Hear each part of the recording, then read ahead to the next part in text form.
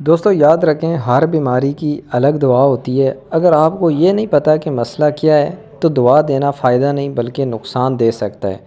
کبھی ہم anti biotics دے دیتے ہیں جبکہ مسئلہ کوکسی ہوتا ہے، اور کبھی ہم وٹامنز دے رہے ہوتے ہیں جبکہ اندر انفیکشن ہوتا ہے۔ السلام علیکم دوستو، امید کرتا ہوں تمام بھائی خیر و عافیت سے ہوں گے اور تمام دوستوں کا جو شوق ہے وہ اچھے سے جا رہا ہوگا۔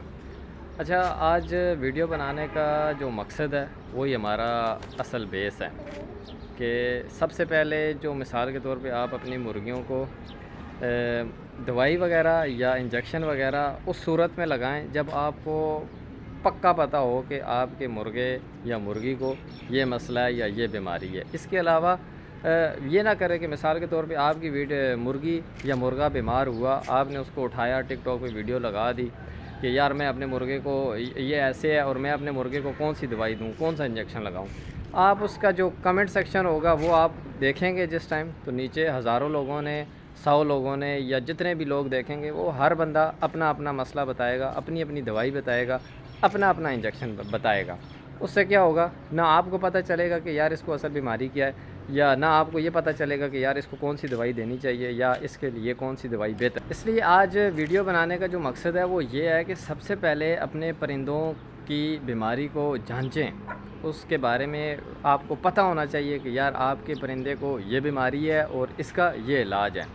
اچھا، ایک اور بات ایسے ہوتا ہے کہ اگر آپ کی جو مرغی ہے یا مرغا مثال کے طور پہ کسی بھی بیماری سے یا کسی بھی وجہ سے اگر ایکسپائر ہوتا ہے تو آپ اس کا پیٹ پھاڑ کے اس کے جو آرگنز ہوتے ہیں، جو اس کے پارٹس ہوتے ہیں، ان کا ضرور مشاہدہ کریں کہ وہ ٹھیک ہیں، وہ کیسی صورتحال میں ہیں یا وہ کیسے ہیں، یا نارمل جو پرندہ ہوتا ہے اس کے جو باڈی پارٹس ہوتے ہیں وہ کیسے ہوتے ہیں، یا جو میرا پرندہ جو ہے وہ ایکسپائر ہو گیا اس کے باڈی پارٹس کیسے ہیں۔ اس سے آپ کو بہت فائدہ ہوگا۔ اس سے آپ کو یہ فائدہ ہوگا کہ جب آپ اس کے باڈی پارٹس دیکھیں گے، اگر آپ کو پتہ ہوگا کہ نارمل جو مرغا یا مرغی جو ہوتی ہے اس کے باڈی پارٹس ایسے ہوتے ہیں، اور ابھی جو میری مرغی جو ایکسپائر ہوئی ہے، جو مری ہے، جس کا میں نے پیٹ صاف کیا ہے، اس کے آرگنز تو ایسے ہیں، آپ اس کے اوپر ریسرچ کریں۔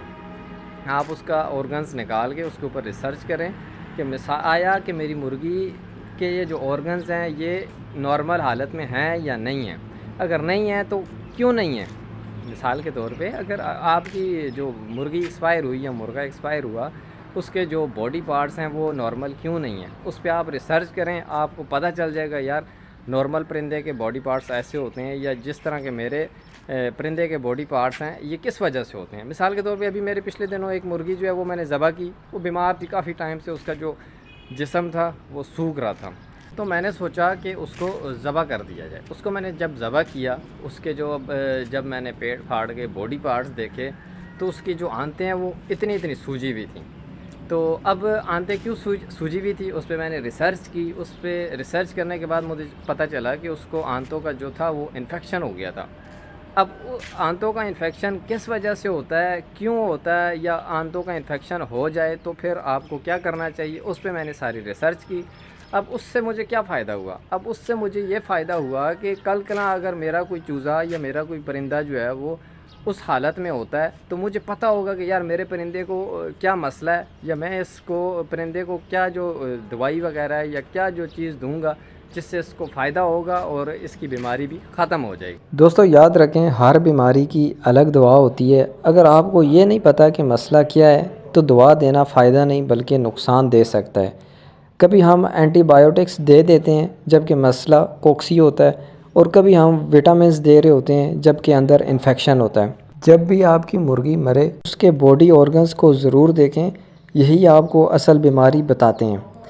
اب جیسے میری مرغی کو جو تھا وہ آنتوں کا انفیکشن تھا۔ آنتوں کا انفیکشن کیوں ہو جاتا ہے؟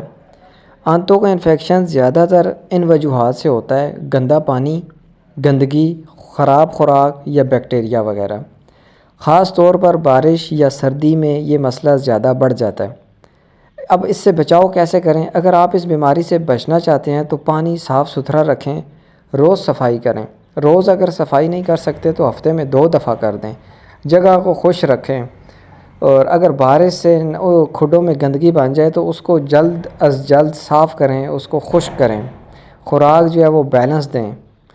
اب آنتوں کا انفیکشن جب ہو جاتا ہے اور پھر اس کا علاج کیا ہے، اگر آپ کو پتہ چل گیا یار میرا پرندہ جو ہے یہ سوکھ رہا ہے، اس کو تو آنتوں کا انفیکشن لگ رہا ہے، تو اس میں اب کیا دینا چاہیے؟ آنتوں کا انفیکشن کے لیے اینٹی بایوٹک جو ہوتی ہے وہ اینروفلوکسین اور اس کے ساتھ ملٹی وائٹامنز دیں، اور اگر کوکسی ہو تو ایپرولیم دوائی ہے یہ دیں، لیکن یاد رکھیں دوا ہمیشہ ڈائگنوز کے بعد دیں۔ میری مرغی کا مرنا نقصان ضرور ہے، لیکن اگر آپ اس سے سیکھ لیں تو وہ نقصان فائدہ بن سکتا ہے۔ اگر آپ واقعی اپنے پرندوں سے محبت کرتے ہیں تو پہلے مسئلہ سمجھیں، پھر دوا دیں۔ ویڈیو کو شیئر کریں تاکہ باقی لوگ بھی یہ غلطی نہ کریں۔